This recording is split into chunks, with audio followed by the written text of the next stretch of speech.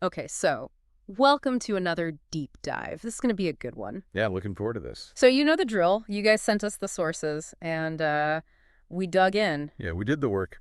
trying to distill out some of those core ideas. Absolutely. Make it digestible. Yeah, and see if we can't pull some interesting insights out of there. Exactly. For this episode's deep dive, we're going to be talking about the power of words, and this actually came from a listener request. It did. To dive into this excerpt from 4ch2.pdf and look at this concept of the impeccability of the word. Yeah, and I think it's easy to think about words as just, sounds we make. Right. But the idea here is that they actually have a lot more power than we might initially think. Yeah.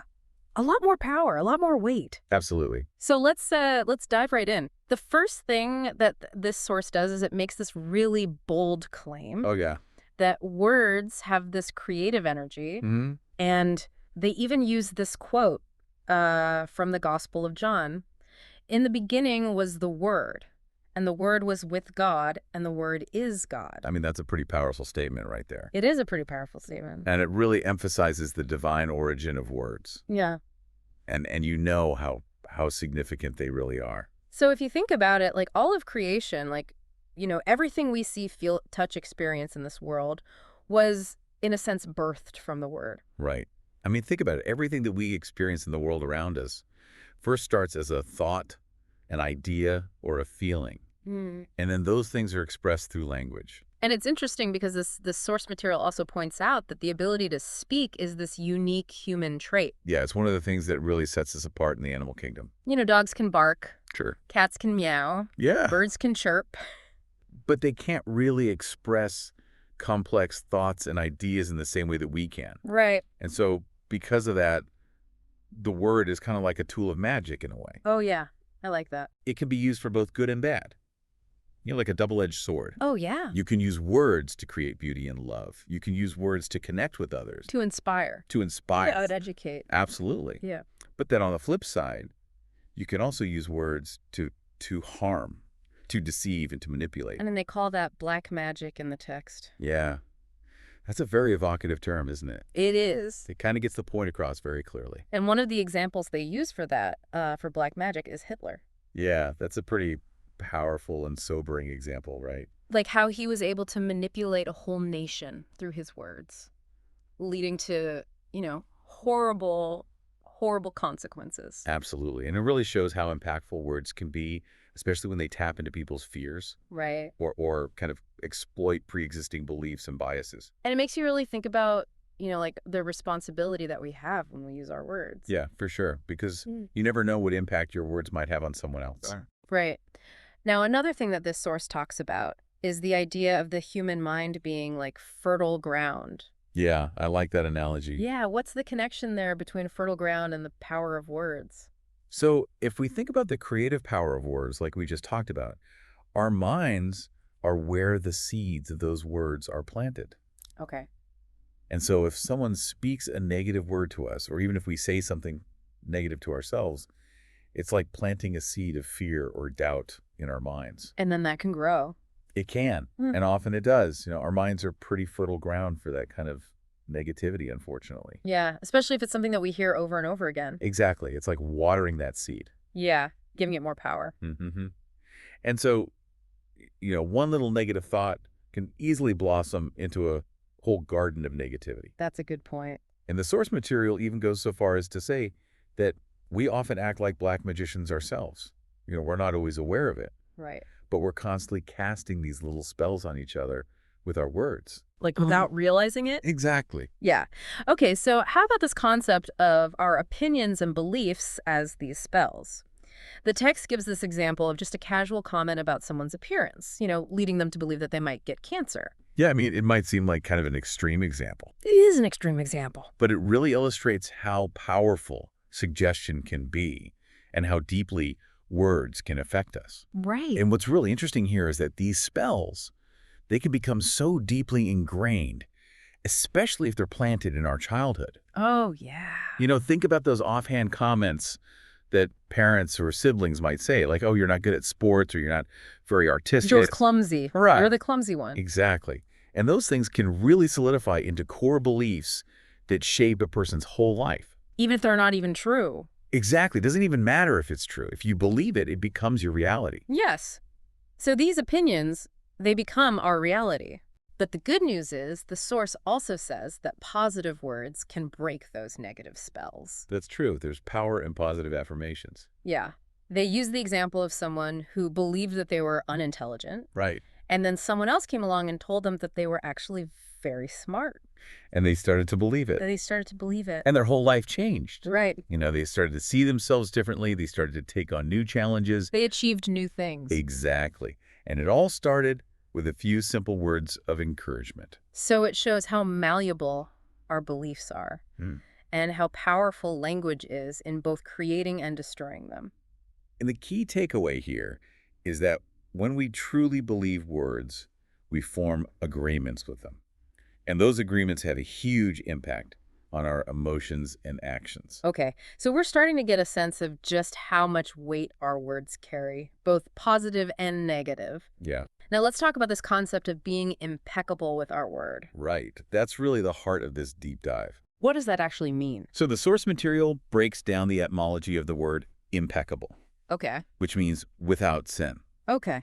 And it traces back to the Latin peccatus, meaning sin, Okay. and the prefix im meaning without. Okay, so without sin. Right. But then they give this really interesting and practical reinterpretation of sin. I'm interested to hear that. So in this context, sin isn't about, transgressing some kind of religious doctrine. Right. It's about anything you do that goes against yourself. Okay. Any act of self-judgment. Self-blame. Self-blame. Okay. So to be impeccable is the opposite of that. Mm-hmm. It means not going against yourself, taking responsibility for your actions without self-condemnation. That's really interesting. And the source even says that self-rejection is the biggest sin. That's pretty profound. Yep. So being impeccable with your word isn't just about being kind and truthful to others. It's also about being kind and truthful to yourself. Right. The relationship you have with yourself is the most important one you'll ever have. And the way you talk to yourself really matters. It does. Okay. And I like how this ties into the idea of self-love. Absolutely. Because if you love yourself, you're naturally going to be more inclined to express that love in your interactions with others. Mm-hmm. And you're less likely to use your words to harm yourself or others. Right. Because you recognize the inherent worth and value in everyone, including yourself. Exactly. And the source contrasts this with what it metaphorically calls hell, Okay. which is a state of negativity where words are misused to curse, to blame, to destroy, and to spread toxic emotions like anger, jealousy, and hate.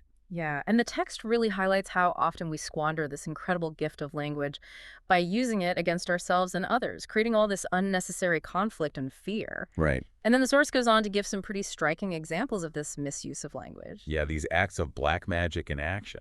I remember one example in particular was that anecdote about the mother who, in a moment of her own stress, told her singing daughter that she had an ugly voice. Yeah, that one was heartbreaking. And it really illustrates how a seemingly small, thoughtless comment can inflict really deep and lasting wounds. Yeah, because kids are so impressionable. And they believe what their parents tell them. Right. So even if the mother didn't mean it maliciously, her words still had a devastating impact on her daughter. Right.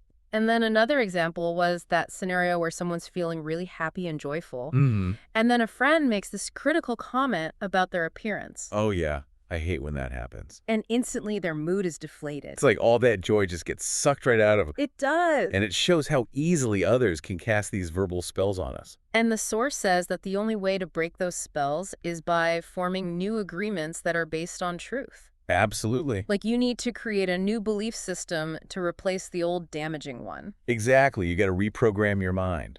Okay.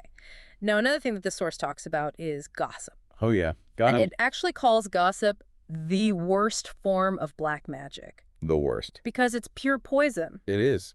Why do they symbol out gossip like that? Well, think about it. Okay. Gossip is something that we learn through agreement. We see adults doing it when we're kids. Mm-hmm. And we internalize it as a normal mode of communication. Right. But what's really insidious about gossip is that it often serves as a way to create a false sense of connection with others. Okay. through shared negativity. Misery loves company. Exactly. Hmm. We bond with others by talking bad about someone else. It's kind of disturbing when you think about it. It is. And the source compares gossip to a computer virus that infects our minds. I like that analogy. Yeah, it's a good one Yeah. because it really highlights how gossip distorts our perceptions and hinders genuine communication. So, like, how does that work? Well, let's say you hear some negative gossip about a new teacher before you even meet them. That information is going to color your whole experience. You're going to go into that classroom with a preconceived notion about that teacher. You're already biased. Right. And that bias is going to affect how you interact with them. And you might even spread that gossip to other people. Exactly. And so it just creates this toxic environment. It's like a virus spreading. And the source says that this virus contributes to the mitote. What's the metode? It's that internal cacophony of conflicting voices in our minds. Yeah. You know, all the doubts and fears and judgments. Yeah. Gossip just adds to that noise. Right. And the text even talks about how some people intentionally spread negative words for revenge. Oh, wow. Yeah, they're like black magicians or computer hackers. Okay. They're justifying their harmful actions through their own distorted perspective. That's a little scary. It is. But the good news is that we can choose to be different. Right. We don't have to participate in that. Exactly. Okay, so then the source brings it back to the listener and asks this really important question. How often do you use negative words against yourself? Yeah, because we all do it. Yeah. All the time. I'm getting older. I'm not good enough. I'm not smart enough. I'm not thin enough. Right. Those are all examples of using the power of the word against ourselves. And it's so damaging. It is. Because those words, they plant those seeds of doubt and fear in our minds. Yeah. And they hold us back from living our full potential. So the source is saying that the first step to changing this is to become aware of it, to recognize what the word is and the impact it has. Okay. So let's say we start to embrace this principle of being impeccable with our word. What kind of benefits can we expect? Well, the source suggests that it can cleanse our minds and our interactions of emotional poison. Okay. And it can also make us more resilient to negative spells cast by others. Yeah, because if our internal world isn't fertile ground for fear and doubt, those negative words from the outside are less likely to take root. Right. It's like having an immune system for negativity. I like that. And perhaps most importantly, being impeccable with our word helps us to cultivate self-love. So the more impeccable our word becomes, The greater our sense of self-acceptance and inner peace will be. it's like a positive feedback loop. It is. And the source ends with this really empowering call to action, encouraging the listener to make a conscious commitment to being impeccable with their word Yeah. and to nurture that seed of impeccability within their own minds, Absolutely. to actively choose to use their words to express love and kindness starting with themselves. So affirm your worth. Yeah. Speak kindly to yourself. Mm-hmm. Start dismantling those small negative self-agreements that cause so much unnecessary suffering. And the source also offers a message of hope, suggesting that this transformative shift is possible, that we can all make this change if we choose to. Absolutely. And it says that this single agreement to be impeccable with our word can unlock greater personal freedom, success, abundance, and can shift us from a life driven by fear to one filled with joy and love. I mean, isn't that what we all want? It is. Freedom, joy, love, abundance. And it's all possible if we choose to be impeccable with our words. It's not always easy, It's not. but it's so worth it. So as we wrap up this deep dive, I think the core message is really this. Okay. Our words have immense power, They do. both the ones we speak out loud and the ones we whisper to ourselves. And this principle of impeccability gives us a practical and transformative way to use that power with intention, With truth. with truth, and ultimately with love. Absolutely.